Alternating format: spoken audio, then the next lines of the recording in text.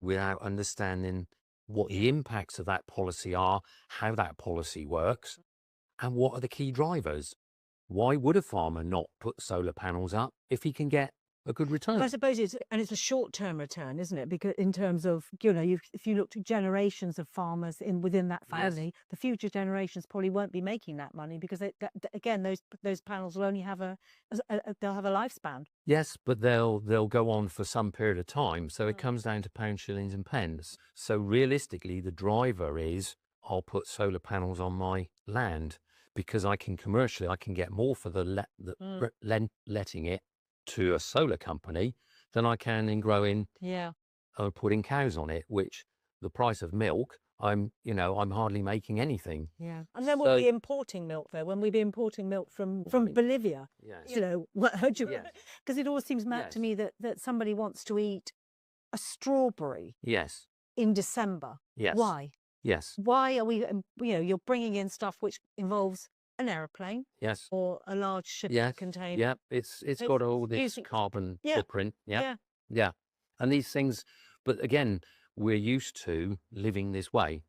So we've got used to living this way with our food prices driven down by our supermarkets. The person at the bottom of the chain is not making. So you see farms going into liquidation because they cannot do the work, or people leaving the farming industry. So there's got to be a balance somewhere in saying, well, we've got agriculture, we've got energy needs, we've got all of these things. Who joins the dots? And as I say, when it comes back to us changing government every year, nobody is joining the dots. Yeah. Nobody is looking at the detail, and nobody has the expertise. No disrespect to an MP, but do they have the expertise to join the dots? Yeah. Or are they still looking at saying, well, we're making policy decisions without saying, what is the impact of that policy decision? And I think people are throwing out sound bites without thinking. We have the classic example of, let's go and drill in the North Sea. Let's go and, open up the North Sea without thinking, well, hang on a minute, what's it going to do in 10 years' time? What's the cost of doing this? What's the impact of doing this? Okay, I know we've got to secure jobs. And I think this is driving the decision as much as anything. There is a large thousands of jobs. Okay, so therefore, if we did this, what would happen?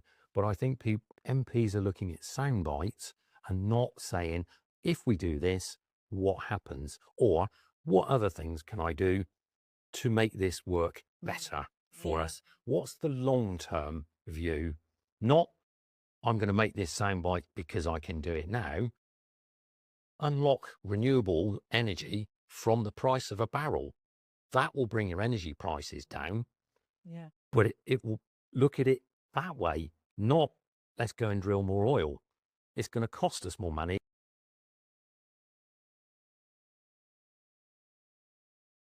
You're a project manager, and I think one of the things I know you've put, a project manager's view on delivery. So how do you, let's go through that. Let's look at that, how you get through the whole complexity of getting this project off the ground. Give us you don't have to give us an example, because I know there's some of the projects, but give us an example of how you could see it without, you don't have to say a project that you're actually working on at the moment.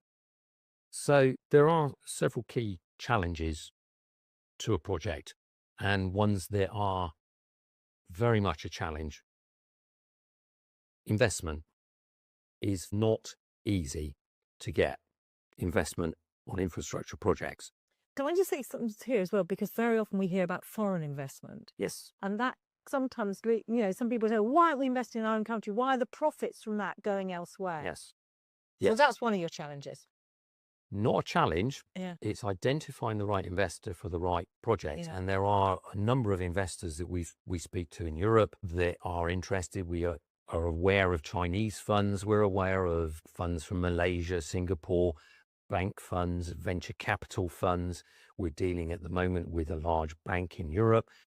We understand what their red lines are, what they would want us to jump through to get. And their expectation at the end of the day about what they're going to get out of it. Yes, so they will look at the financial model and their expectations of the profit. Yeah. So we have to forecast the profit. We have to look at the risks and the scenario planning, as we talked on earlier, and how that impacts on the profit.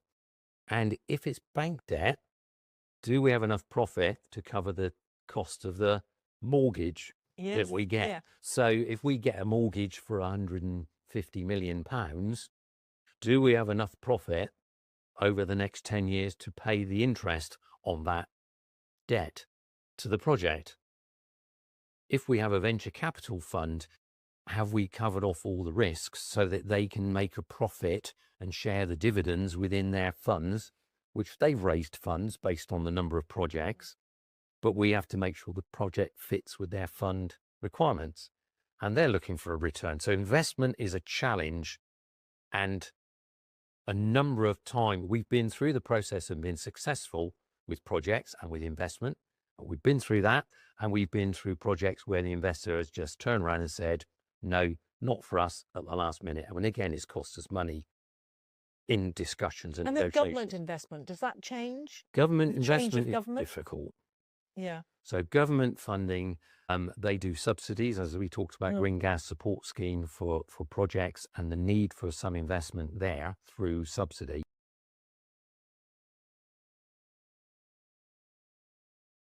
It just takes up so much time, which is why I say to people, don't try and do it on your own, because people say, well, why should I pay for a project manager? Well, just think about how difficult this is going to be for you. You know, it's going to suck your time completely. And that would be your, and I'm sure that's not their only sole Well, focus. we That is put- your sole focus. Yeah, But we put 2 or 3 people on a project. We have a compliance manager who will look at all the compliance issues, planning, environmental. We have a project manager and a commercial manager who look at all the commercial contracts.